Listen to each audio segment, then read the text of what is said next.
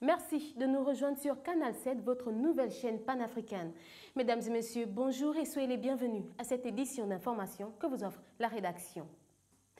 La famine frappe de nouveau la Somalie. Après une année sans pluie et alors que les combats contre le mouvement Al-Shabaab prennent de l'ampleur, les Somaliens traversent une pénurie alimentaire inédite qui a déjà fait plusieurs milliers de morts et de déplacés. Un reportage de Larissa Fall Traoré.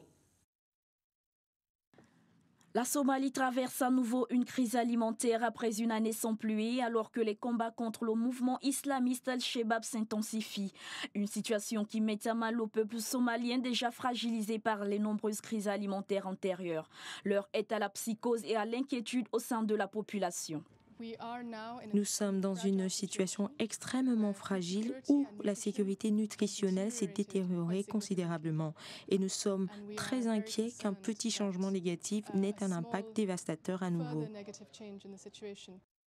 Ici, le constat est plutôt accablant et bouleversant. Des vaches mortes, des enfants malnutris, une pénurie d'eau, de maigres récoltes, autant de choses qui témoignent du retour de la famine en Somalie. Depuis quelques jours déjà, les déplacements massifs vers des points d'eau sont devenus réguliers. Je suis venue ici parce que là où on vivait avant, nous prenions de l'eau des puits. Depuis, les puits se sont desséchés. Je suis ici pour être plus près du point d'eau et du village. Cette crise alimentaire a déjà fait 260 000 victimes en 3 ans. Ce bilan désastreux interpelle les Nations Unies qui sont en conclave à New York autour de la question du réchauffement climatique qui va accentuer la rareté de l'eau et les bouleversements météorologiques au cours des prochaines décennies. Le gouvernement sierra-léonais s'est félicité lundi du succès de l'opération controversée de confinement de la population pour lutter contre l'épidémie d'Ebola dont le bilan approche les 3000 morts. Les détails avec Abdoulaziz Maïga. Le confinement imposé aux 6 millions de Sierra-Léonais de vendredi à dimanche pour une campagne de porte-à-porte géante a permis de découvrir plus de 150 nouveaux cas et environ 70 corps dans la seule région de Freetown, selon les autorités. Cette opération serait un succès selon le ministre de la Santé, Aboubakar Fofana, qui a indiqué que les quelques 30 000 volontaires mobilisés ont réussi à visiter 80% des foyers du pays. Cela a emmené le président Ernest Bai Koroma à déclarer lundi devant les journalistes « Nous pouvons être fiers de nous ». L'opération a permis d'enrayer les inhumations nocturnes des malades d'Ebola par les familles qui augmentent considérablement les risques de propagation, les cadavres étant particulièrement contagieux.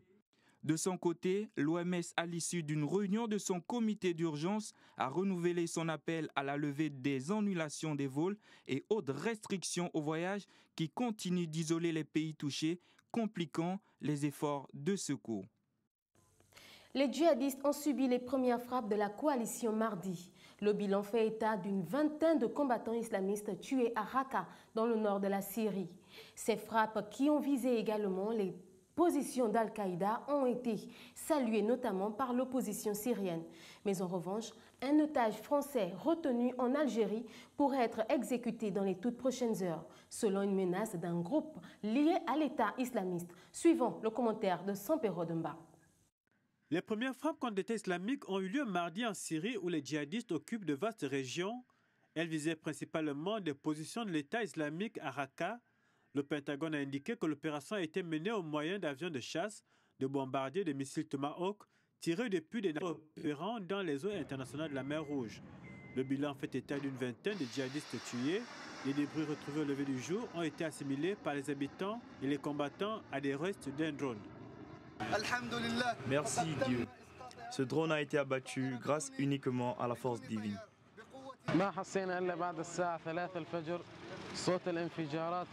Après 3 heures du matin, on a entendu de fortes explosions et un avion dans le ciel qui était éclairé par la lueur des explosions, comme si c'était la fin du monde. Après l'aube, nous avons visité le centre-ville pour constater les dégâts, mais merci Dieu, tout est indemne. Grâce à Dieu, on a vu juste l'avion qui a été fracassé après avoir heurté l'antenne de transmission. Les frappes visaient aussi les positions de la branche syrienne d'Al-Qaïda qui combat pourtant l'État islamique. Le régime de Bachar al-Assad a affirmé avoir été informé de l'opération. L'opposition de ces pays a quant à elle salué l'initiative de la coalition en insistant sur la nécessité de faire pression sur le président syrien qu'elle veut renverser. Cette opération a eu lieu au moment où un Français est menacé d'exécution en Algérie par un groupe lié à l'État islamique. Dans le but de relancer l'économie française qui se trouve en mauvais état, le Premier ministre Manuel Valls était lundi à Berlin, en Allemagne, pour demander de l'aide à la chancelière Angela Merkel. Celle-ci encourage le projet de réforme de son homologue français, mais elle reste insensible à propos de l'investissement. Un compte rendu d'Uriel Abaga. Manuel Valls a promis à Angela Merkel qu'il mènera à bien son projet de réforme après le déjeuner que les deux dirigeants ont eu ce lundi à Berlin. Le chef du gouvernement français est allé outre-Rhin dans l'optique de plaider pour que l'Allemagne, première économie européenne, participe à la relance de l'économie française. La chancelière allemande a jugé impressionnant le plan d'action que la France envisage de suivre, mais est restée réticente à un investissement de son pays. Par ailleurs, Manuel Valls a annoncé avoir fait le déplacement pour gagner la confiance de l'Allemagne. Et moi, je veux dire aux Allemands que les réformes, nous allons les faire, car c'est d'abord l'intérêt de la France. Et malgré les difficultés, la France va faire les réformes pour elle et pour l'Europe. Et moi, j'ai besoin aussi de la confiance du peuple allemand. En avril dernier, le chef du gouvernement français annonçait que son pays tiendrait ses engagements budgétaires avant de changer de temps au début du mois de septembre en cours face à la faiblesse de la croissance et de l'inflation. Au cours de son voyage le plus important à l'étranger depuis sa prise de fonction, Manuel Valls a fait la promesse à son homologue allemande de raviver la compétitivité des entreprises françaises. Angela Merkel a toutefois annoncé qu'il incombe à la Commission européenne d'apprécier le programme de réforme de la France. Le président palestinien Mahmoud Abbas a annoncé qu'il allait proposer devant les Nations Unies un nouveau calendrier de reprise du processus de paix avec Israël interrompu depuis 5 mois. Suivant l'analyse de Carno Atomemengue. Arrivé à New York pour participer à l'Assemblée générale des Nations unies, le président palestinien Mahmoud Abbas a indiqué au cours d'une intervention enlevée sous les ovations d'étudiants qu'il proposerait cette semaine et devant les Nations unies un nouveau calendrier pour des négociations de paix avec Israël. Cette semaine, je vais proposer devant les Nations unies un nouveau calendrier pour des négociations de paix. La clé est de se mettre d'accord sur une carte pour délimiter les frontières de chaque pays. J'ai dit aujourd'hui au Premier ministre Netanyahou, mettez fin à l'occupation, faites la paix.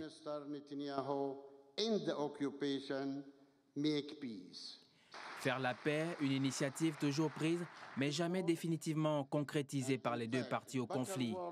Pour les Palestiniens, le processus de paix pour Israël n'a toujours été qu'un leurre.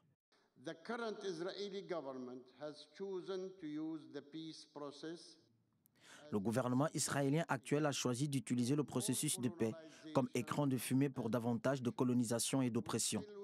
Nous voulons toujours croire que nos voisins israéliens n'attendent pas du peuple palestinien qu'il vive sous un système d'apartheid. Un système d'apartheid dont on connaît clairement les effets sur les populations. La Palestine et Israël ont rompu en avril un dialogue direct qui a fait place nette à la guerre dans la bande de Gaza. Nous ne pouvons pas comprendre comment le gouvernement israélien peut se fourvoyer au point de ne pas comprendre que le bombardement à tort et à travers de Gaza, qui tue des milliers de femmes et d'enfants, ne fait que s'aimer davantage de haine. Vendredi, le président palestinien devrait s'exprimer devant l'Assemblée générale des Nations unies. Mahmoud Abbas entend faire adopter une résolution demandant la fin d'ici à 3 ans de l'occupation israélienne, mais un veto américain devrait tuer dans l'œuf cette initiative. Johnny McKinstry paie les frais du mauvais démarrage de la Sierra Leone dans les éliminatoires de la CAN 2015. Un peu plus d'1 an après sa prise de fonction, le technicien a été démis du poste de sélectionneur par la Fédération sierra-léonaise. Michel Zuei. Le sélectionneur irlandais de la Sierra Leone, Johnny McCreestree, a été limogé en raison des mauvais résultats enregistrés par l'équipe lors des 2 premières journées des qualifications de la Coupe d'Afrique des Nations CAN 2015 de football. La Sierra Leone a essuyé 2 défaites contre respectivement la Côte d'Ivoire et la République démocratique du Congo lors des 2 premières rencontres disputées les 6 et 10 septembre dernier. Avec 2 défaites en autant de rencontres, la Sierra Leone occupe la dernière place du groupe D. Le désormais ex-sélectionneur de la Sierra Leone n'a pas caché sa déception après son limogeage au cours d'une interview accordée à la presse. Et ce dernier affirme être déçu d'être démis du poste de sélectionneur par la Fédération sierra-léonaise et de payer les frais du mauvais démarrage de la Sierra Leone dans les éliminatoires de la CAN 2015, alors qu'il avait mis en place une équipe prometteuse pour l'avenir. Il a expliqué en vain que les 2 défaites de l'équipe sierra-léonaise reposaient sur la mauvaise préparation en raison de l'épidémie d'Ebola qui frappe le pays. Qu'à cela ne tienne, c'est sans l'entraîneur Johnny McCreestree que la formation de la Sierra Leone devra affronter le Cameroun lors des 3e et 4e journées des éliminatoires de la CAN 2015. D'information de la mi-journée sur Canal 7. Merci à vous de l'avoir suivi. Prochain rendez-vous demain 13h. Au revoir.